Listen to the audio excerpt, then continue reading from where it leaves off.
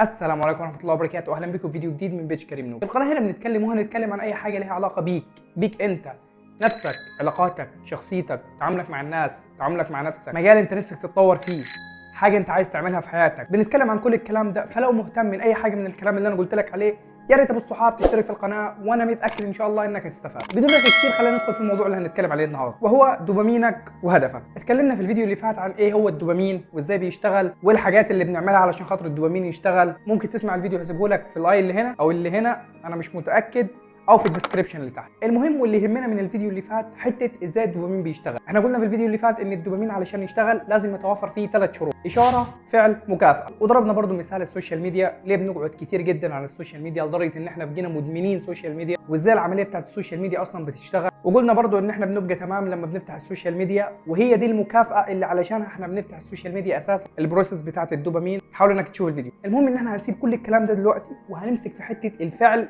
او الاكشن، هي دي الحته المهمه بالنسبه لنا دلوقتي. طب ازاي؟ انت مثلا ابو الصحاب عندك هدف، ايا كان الهدف بالنسبه لك، هو انك تبني جسم رياضي، انك تتعلم لغه جديده، انك تستمر في المنهج بتاعك وتذاكر وتجيب درجات حلوه. طب لو انا ما عنديش هدف يا كريم، عادي جدا ابو الصحاب وما تقلقش خالص، في ناس كتيره جدا لحد دلوقتي ما تعرفش ايه الهدف بتاعهم. فانت لو منهم ابو الصحاب ممكن تكتب لي في الكومنتس، وانا ان شاء الله هنزل فيديو مخصوص واقول لك ازاي تلاقي هدفك في الحياه. والموضوع سهل ما تقلقش. الفكره بس في الموضوع ده ان انت عايز يبقى ليك هدف اصلا ولا لا. فلو عايز انه يبقى ليك هدف في الحياه فسهله جدا انك تلاقي الحته بقى اللي انا عايز اقولها بخصوص الدوبامين والهدف بتاعنا، ان احنا في حته الاكشن، بدل ما احنا هنفتح التليفون ونسكرول على السوشيال ميديا او هنعمل اي حاجه مش مهم، هنسويتش الحته دي او هنبدل الحته دي بحاجه مهمه. ازاي الكلام ده؟ الحته اللي انا جاي اقولها بخصوص الفعل او الاكشن في الفيديو ده، اللي هو احنا بدل ما بنركز على الفعل او الاكشن ان احنا بنعمل اي حاجه مش مهمه او بنسكرولنج على السوشيال ميديا والجو ده، لا احنا هنسويتش او نغير الحته دي بان احنا نشتغل على الهدف بتاعنا. هنقول مثال وهيوضح كل الكلام اللي احنا عايزين نقوله، والمثال ده يا ابو الصحاب هيبقى عليا انا هحكي لك تجربتي مع الموضوع. من سنه وشهرين تقريبا قبل ما ابدا ان انا اتعلم انجليزي، كنت شخص مدمن افلام. كنت بحب الافلام جدا لدرجه ان انا ممكن اقعد بالاسبوع في البيت ما اطلعش خالص قاعد على الافلام. حرفيا انا كنت شخص مدمن افلام جدا، سبيشالي الرومانسي. وبصراحه والله يا ابو الصحاب وما زلت كمان، ولكن اكتشفت ان في حاجه مهمه المفروض ان انا اعملها، حاجات مهمه بصراحه المفروض ان انا اعملها، فبقيت بسمع افلام ولكن برضه في حاجات مهمه انا بعملها. المهم ان انا وبسمع الافلام دي كان نفسي اتعلم انجليزي. حرفيا ابو الصحاب انا من صغري نفسي اتعلم انجليزي. هو انا لو ما اتعلمتش انجليزي لا اموت، انا يردموني كده، انا ماليش اي لازمه. كان نفسي اتعلم انجليزي من زمان جدا. وبرضه الفتره دي انا كان مسيطر عليا الكونسبت او المبدا بتاع انك علشان تتعلم انجليزي لازم تروح تاخد كورس في المكان الفلان ابو 3000 او ابو 5000 جنيه، هو ده اللي هيعلمك انجليزي. غير كده انت ما تتعلمش خالص. فكك بقى من شغل السوشيال ميديا وانك تقدر تتعلم انجليزي من البيت واليوتيوب وببلاش والجو ده، انا ما كنتش مقتنع بالكلام ده اطلاقا. قلت لازم احوش ولازم اشترك في كامبلي، لو تعرف كامبلي لازم اشترك فيها، هي دي اللي هتعلمني انجليزي، غير كده انا ما هتعلمش انجليزي. والفكره بعد كده يا ابو الصحاب ان انا اكتشفت انه عادي جدا تتعلم انجليزي من بيتك.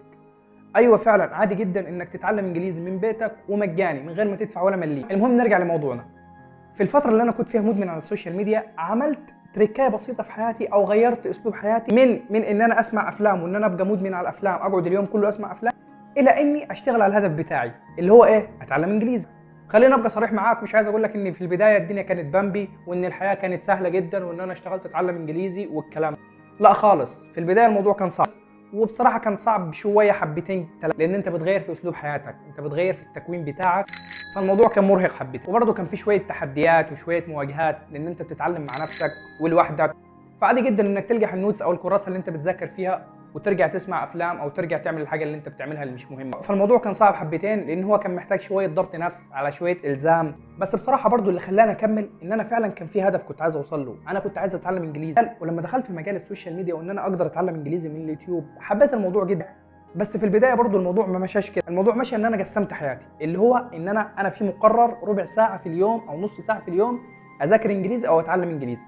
لو خلصت الربع ساعه دي ارجع اسمع افلام. المكافاه لو فاكر بتاعت الدوبامين. فبيجي اليوم بتاعي ماشي ازاي؟ اللي هو انا مقرر مثلا في يومي ان النهارده هذاكر ربع ساعه او نص ساعه انجليزي، لو خلصتها اروح اسمع افلام او اروح اعمل حاجه انا بحبها، هي دي اللي هتديني الباور والطاقه اللي تخليني اعمل الفعل ده تاني.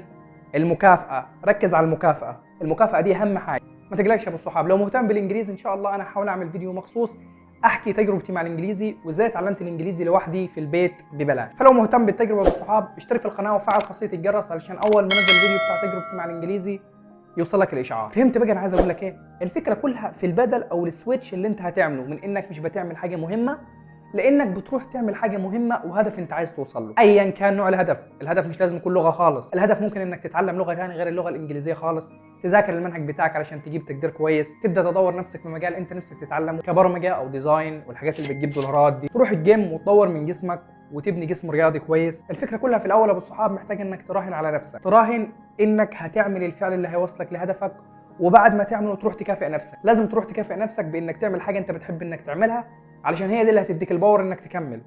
وصلت؟ يعني انت هتحدد يومك على المبدا ده، اللي هو مثلا انا لو ذكرت ساعه على اعتبار ان المذاكره هدفك، اللي هو انا لو ذكرت ساعه انا بالليل هطلع مع اصحابي، او انا بالليل هسمع فيلم، او انا بالليل هقعد على السوشيال ميديا عادي جدا، اللي هو انا هعمل الفعل او الاكشن اللي بيجربني الهدف. وبرده بعد ما بخلص الحاجه اللي شغال عليها بروح اروج على نفسي او اروح اعمل حاجه انا بحب ان انا اعملها، لان الترويجه والمكافاه اللي انت بتديها لنفسك هي دي اللي بتديك الباور والطاقه اللي بتخليك تعمل الاكشن تاني يوم. حاول انك تبدا تعمل الفكره دي يا ابو الصحاب من النهارده او من بكره لو انت بتسمع الفيديو بالليل، تعمل حاجه بتقربك لهدفك وفي نفس الوقت انت بتكافئ نفسك. لو خططت وعملت الحاجه دي هتجبر نفسك انك تعمل الحاجه الحلوه واللي بتقربك لهدفك كده، لانك لما تعمل كده انت وبتروج على نفسك هتحس برضا جدا انك عملت حاجه حلوه وقربتك لهدفك. ولو برضو عدى يوم وما قدرتش تعمل الحاجه اللي بتقربك لهدفك، انت وبتروج على نفسك او انت وبتلعب هتحس انك مش راضي ومتضايق شويه لان انت ما اشتغلتش على هدفك. وبرضو يا ابو الصحاب عشان ابقى صريح معاك، الموضوع ما مشيش بالسهوله دي، ولكن من عندي حاجتين ممكن تخليك تهدى وانك تبدا في الحاجه دي وتستمر فيها كمان. اول حاجه انك شغال على نفسك وانك انت اشتغلت على حاجه انت كان ليك سنين راكنها ككورسات او منهج او اي حاجه من الكلام ده،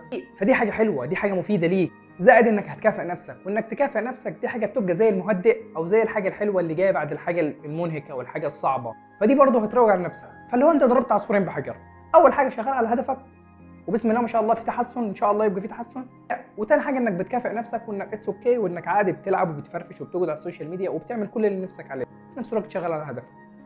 حاول انك تبدا وتعمل الحاجه دي وجربها اسبوع واحد بس، وبعد ما الاسبوع يخلص وقف مع نفسك كده وقيم الاسبوع اللي عدى. لو لقيت في تحسن، في حاجه حلوه، بتعمل حاجه حلوه، استمر وخلي الاسبوع يجيب اسبوعين، شهر، سنه، لحد ما تبقى.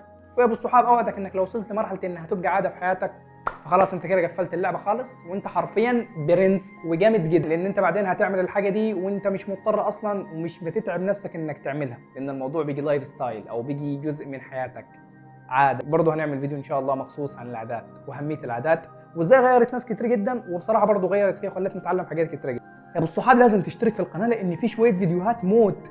لا اشترك دلوقتي، دوس على الزر بتاع السبسكرايب اللي تحت ده وفعل خاصيه الجرس عشان اول ما ننزل فيديوهات توصل لك الاشعارات. لازم تشترك، يلا اشترك. المهم انا كده خلصت، ورب اكون فدتك يا ابو الصحاب ولو جزء بسيط جدا يفيدك في اللي جاي. ما تنساش قبل ما تقفل الفيديو تشترك في القناه وتفعل خاصيه الجرس عشان يوصل لك كل الفيديوهات اللي انا انزلها. وفي الاخر thank you very much for watching and see you soon يا برو. باي.